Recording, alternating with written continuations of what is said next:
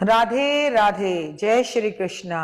आप सभी का बहुत बहुत स्वागत है। नमस्कार, सुस्वागतम, वेलकम, अभिनंदन। आज मैं बात करूंगी राधा अष्टमी की, जिसका मैं पूरे साल इंतजार करती हूं और आप भी करते हैं, क्योंकि आपको बता दूं कि ये एक ऐसी अष्टमी है जो जीवन में सब कुछ दे सकती है।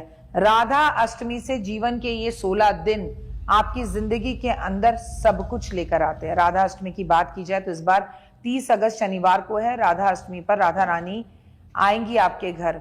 बस मेरी ये बात मान लीजिए, 15 मिनट 5 मिनट मुझे ध्यान से सुन लीजिए और अपने जीवन में परिवर्तन देखिए। लेकिन जन्माष्टमी के पूरे 15 दिन बाद व्रज में रावल गांव में राधा जी का जन्म हुआ। कहते हैं जो राधा अष्टमी का व्रत नहीं रखता उसे जन्माष्टमी के व्रत का भी फल नहीं मिलता। सोचिए कितनी बड़ी बात है। भाद्रपद के शुक्ल पक्ष की अष्टमी तिथि को राधा अष्टमी व्रत रखा जाता है। और क्या प्यार है ना। कृष्ण जी भी अष्टमी पर पैदा हुए, राधा जी भी अष्टमी पर पैदा हुई। पुराणों में राधा रुक्मणी को एक ही माना जाता है। जो लोग राधा अष्टमी के दिन राधा की उपासना करते हैं उनके घर में धन संपदा सदा भरी रहती है और श्री कृष्ण भगवान का आशीर्वाद उन्हें मिलता है। राधा अष्टमी के दिन महालक्ष्मी के व्रत की आरंभ होता है। महालक्ष्मी का व्रत भी आरंभ होता है, इसे धागों वाला व्रत भी कहते हैं। धार्मिक पुराणों के अनुसार, मान्यताओं के अनुसार राधा जी लक्ष्मी जी का ही स्वरूप मानी जाती हैं। अब राधा, लक्ष्मी, माँ सब एक ही हैं, नाम अलग अलग हैं और इन्होंने अलग अलग रूप और अलग अलग नामों से अलग अलग लीलाएं की हैं। ब्रज में, बरसाने के क्षेत्रों में इन दिनों में विशेष रूप से उल्लास रहता है, मतलब एक जोश रहता है और बड़े परंपराओं के साथ ये 16 दिन का त्योहार मनाया जाता है। लाडली जी को भाव के साथ उनकी जन्मदिन की तैयारी की जाती है। राधा रानी सभी प्रकार के फल देने में समर्थ है। राधा अष्टमी वाले दिन शुभ तारीख और समय जान लीजिए। आप सोचिए राधा अष्टमी पर स्वयं श्री कृष्ण भगवान कितने प्रसन्न होंगे। 30 अगस्त की रात को 10:46 से भाद्रपद का महा जो है वो शुक्ल पक्ष के में अष्टमी तिथि मनाई जाएगी और 31 अगस्त देर रात 12 बजे तक ये भाद्रपद के शुक्ल पक्ष की अष्टमी की तिथि मानी जाएगी, इसलिए हम इसे 30 तारीख को मनाएंगे। इस तरह से अगर हम कहें कि राधा अष्टमी जो है, कई लोग आपको 31 अगस्त को मनाते हुए दिखाई देंगे तो कई लोग 30 अगस्त को मनाते हुए दिखाई देंगे। आपके देश काल और स्थितियों के अनुसार जैसे भी आपकी राधा अष्टमी मनाई जा रही है, आप वैसे राधा अष्टमी की पूजा पर आप ध्यान दें। राधा अष्टमी के दिन प्रातःकाल सुबह जल्दी उठे, स्नान आदि जब करें तो आप नहाने के पानी में गुलाब जल जरूर मिलाएं, शुद्ध इत्र मिलाएं, शुद्ध वस्त्र धारण करें। आप अगर बहुत अच्छा गुलाबी या पीले रंग के वस्त्र धारण करें, घर के मंदिर में पंचरंगा चूर्ण अपने हाथों से मंडप बनाएं, मंडप के भीतर कमल यंत्र स्थापित करें, कमल के बीचों बीच आसन में श्री कृष्ण और राधा रानी का जोड़ा या उनकी मूर्ति ज़रूर रखें या तस्वीर रखें। और अगर आपके घर में सब कुछ पहले से ही है तो कुछ बनाने की ज़रूरत ही नहीं है, क्योंकि हर साल तो आती है राधा अष्टमी और हर साल हम पूजा करते हैं। राधा रानी और कृष्ण जी की प्रतिमा को पंचामृत से स्नान कराएं। अगर प्रतिमा नहीं है, मूर्ति है, तो सिर्फ छिड़काव कर दें। मूर्तियों को सुंदर श्रृंगार करें। ये सारा श्रृंगार आप एक दिन पहले भी करके रख सकते हैं और सुबह उठ के आपने केवल घी की जोत जला सकते हैं। राधा रानी भगवान श्री कृष्ण की उपासना करें, साथ में उन्हें कई तरह के भोग जो है वो समर्पित करें, दीप, फल, फूल, फल अर्पित करें। इस दौरान राधा चालीसा का पाठ करें, व्रत का संकल्प करें। अब व्रत 16 दिन के लिए रख रहे हो या व्रत केवल आज के लिए रख रहे हो, ये भी क्लियर कर लीजिए। राधा अष्टमी में भूल कर भी नहीं करने चाहिए कुछ काम। राधे राधे का नाम जाप तो ज़रूर करना चाहिए। राधा अष्टमी के दिन आपको बहुत सारी बातों का ध्यान भी रखना चाहिए, जिससे आपको कोई भी नकारात्मक चीज़ ना हो। ये कोई खास बात नहीं है, हर व्रत में हम इन्हीं बातों का ध्यान रखते हैं। इस दिन हमें तामसिक भोजन नहीं करना चाहिए, जैसे मांस, मच्छी, और आप कर भी कैसे सकते हैं, आपको पता है चतुर्मास चल रहा है, शराब का सेवन नहीं करना चाहिए।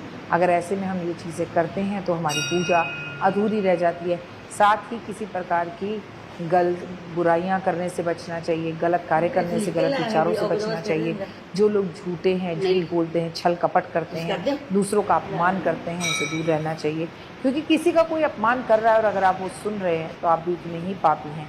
इसके अलावा दिन में सोना नहीं चाहिए, घर में आपको गंदा नहीं रखना चाहिए, भूल कर भी आपको बड़े बुजुर्गों का अपमान नहीं करना चाहिए।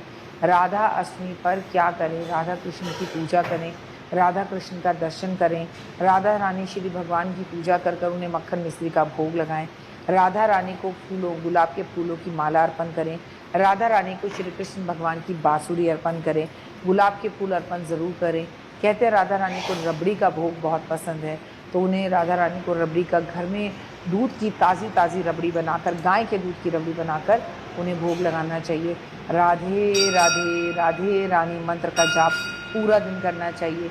राधा रानी की एक तस्वीर श्री कृष्ण भगवान को तोहफे में या गिफ्ट में ज़रूर देनी चाहिए, इससे बहुत लाभ होता है। गौशाला ज़रूर जाना चाहिए, गाय की सेवा ज़रूर करनी चाहिए, गाय की पूजा करनी चाहिए, गाय की परिक्रमा करनी चाहिए। और इस दिन 16 धागों की पूजा भी होती है, तो 16 धागों में 16 गांठ बांधकर लोग अपने हाथ में बांधते हैं। कई दिशा देश काल में अलग अलग होता है और 16 दिन तक इसे अपने हाथ में बांधे रहते हैं, लेकिन इसका बहुत ध्यान रखना होता है कि धागे कहीं गिरे ना, ये धागे खराब ना हो। इन छोटी छोटी चीज़ों का ध्यान रखना होता है। सबसे बड़ी बात यह है कि राधा अष्टमी पर हम महालक्ष्मी की पूजा भी ज़रूर करते हैं, लेकिन हम नहीं भूल सकते कि आज दिन है शनिवार का, तो शनिवार वाले दिन हमें कर्मों के देवता शनिदेव की पूजा करनी है और हमें ज़रूर महादेव पर भी इत्र अर्पण करना है। आज के दिन हमें 16 धागे 16 गांठ बांध कर पीपल के पेड़ पर बांध कर आने चाहिए, क्योंकि दिन शनिवार का है और अगर हम शनिवार ऐसा करते हैं तो वो 16 धागे सीधा हम भगवान विष्णु और लक्ष्मी को बांध रहे हैं। ऐसा करने से भगवान विष्णु और लक्ष्मी की असीम कृपा हम पर बनेगी, वो सीधा हमारे घर आएंगे और जीवन में मुस्कान आएगी। क्या अभी तक आपने मेरा चैनल लाइक सब्सक्राइब शेयर किया?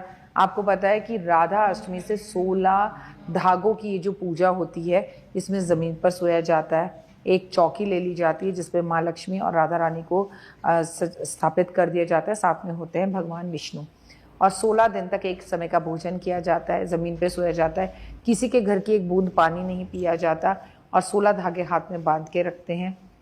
रोज़ 16 धागे की कहानी पढ़ते हैं, रोज़ सुबह शाम दिया जलाते हैं और बेरी के पेड़ पर जाकर बेसन का आटा गूंद कर उसकी छोटी छोटी गोलियां लगा कर आते हैं। ऐसे में इन 16 दिन में एक अपने पास मिट्टी का घोड़ा भी ज़रूर रखते हैं और उस मिट्टी के घोड़े को घास खिलाते हैं। और सही में आपके घर के आसपास कहीं पर घोड़ा हो तो आप उस घोड़े के पास जाकर उसे भी चने की दाल खिला सकते हैं या चने खिला सकते हैं। और ऐसा करने के बाद 16 दिन बाद जो अष्टमी आएगी, महालक्ष्मी पूजा होगी, और मैं आपको बता दूं वो पितृपक्ष में होगी, उसमें ये व्रत खुलेगा। बहुत ज़बरदस्त व्रत है। कई लोग इस व्रत को करते हैं और कई लोग ऐसा कहते हैं कि जो महिला इस 16 दिन के व्रत को कर लेती है, 7 पुश्तों की उसकी जो गरीबी है वो उसके घर से बाहर निकल जाती है। अगर आप 7 दिन ना भी कर सकें तो राधा अष्टमी के पर राधा रानी की पूजा पाठ, आराधना, अर्चना, श्रृंगार, चुन्नी, बांसुरी, मिठाई, भोग अर्पण ज़रूर करें। किसी भी राधा रानी के मंदिर में झूला ज़रूर लगाएं जिसमें राधा और कृष्ण रात में झूला झूलेंगे। बहुत खूबसूरत ये उपाय करें। फिलहाल के लिए जय माता।